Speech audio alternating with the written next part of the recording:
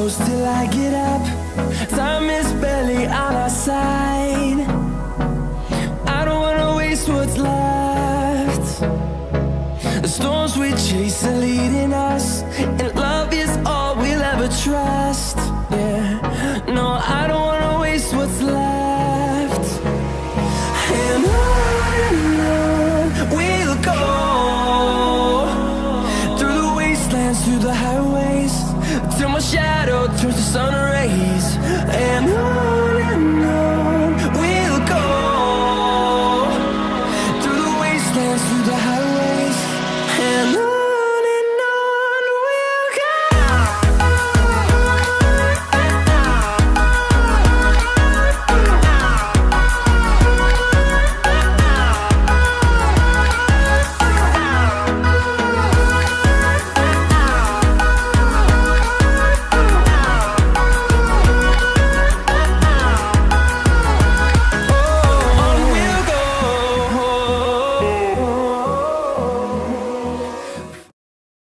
Welcome to Technomancer. I'm your host, Cerezo, and with me today is Kyle Dadag. Kyle? Thank you for having me here. We are both excited to make a review on Samsung's new flagship smartphone, the Galaxy Note 8. So this is our model, Galaxy Note 8. This is the box. You can see the stylus pen right here, which is a main feature of the Galaxy Note 8. The specifications are written here, which will be discussed and reviewed by us later, and with the rest of its features. Let's try to open the box. So here we have the Galaxy Note 8. You can noticeably see the infinity screen and the disappearance of the home button. The largeness of the screen is 6.3 inches. So let's go have a check at the back of the phone. There you go. There's the very iconic camera, which is well known in the Note series and other Galaxy phones.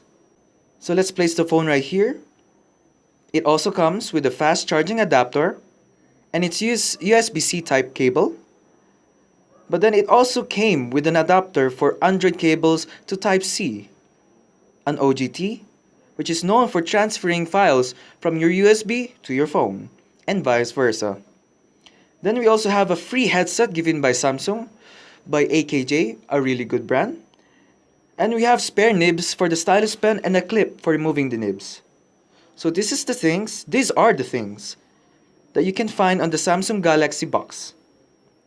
So let's try to turn it on. So there it is, our Galaxy Note 8 with our new screen. Note 8 is a spec-hungry phone. It needs the best hardware just to fulfill its expectation.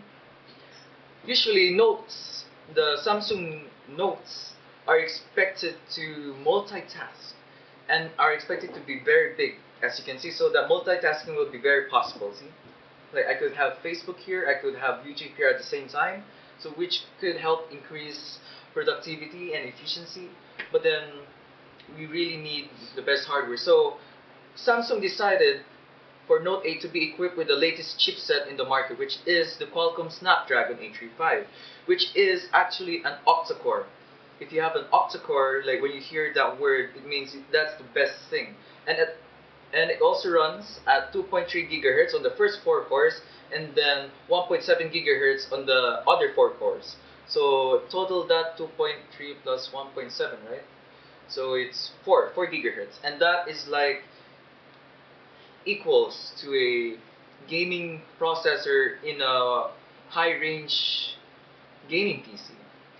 So to contemplate with the processing power, the Samsung has given it with 6 GB of RAM, which is kind of sufficient because most office laptops, which is used for work, are usually 4 GB.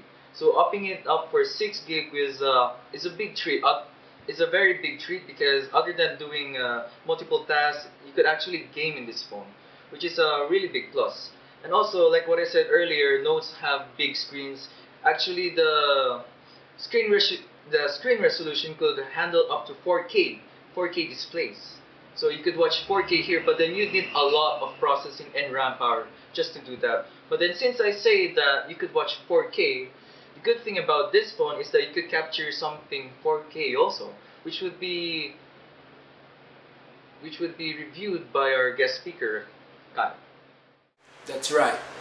The new Galaxy Note 8 is not only capable of watching 4K videos, it also shoots 4K videos.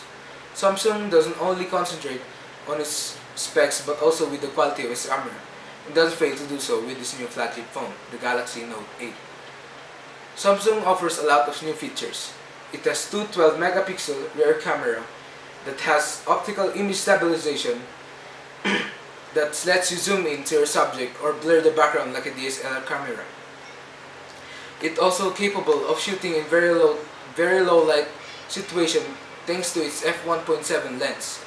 And for the front camera, it has 8 megapixels that is good in doing selfies.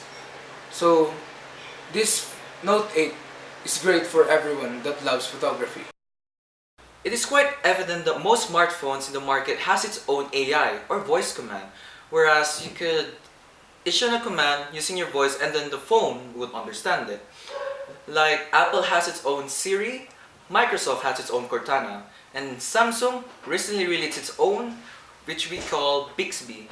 Bixby, it's like more of like the rest, but then she's a little bit more of the edge. Like she has a little higher than most of them. Why, you ask? Because Samsung says that Bixby, other than taking simple commands, it could take more commands that could be integrated on the app.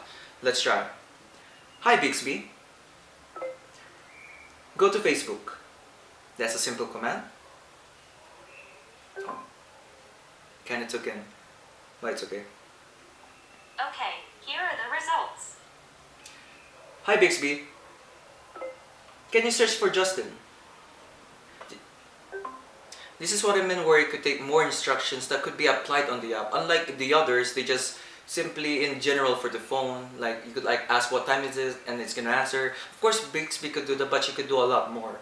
And one thing to mention is that she's open source, so she could be improved and she could be a better AI than before. So continuing to battery. Samsung has taken a step back in the battery life of the Note 8. Knowing that it is using high-performance hardware, it also needs high energy input to it. Unlike the other smartphones, the Galaxy Note 8 is packed up with a whopping 3300 mAh battery, which seems weaker than the other smartphones, but thanks to its power-saving mode which helps it last longer in a daily usage.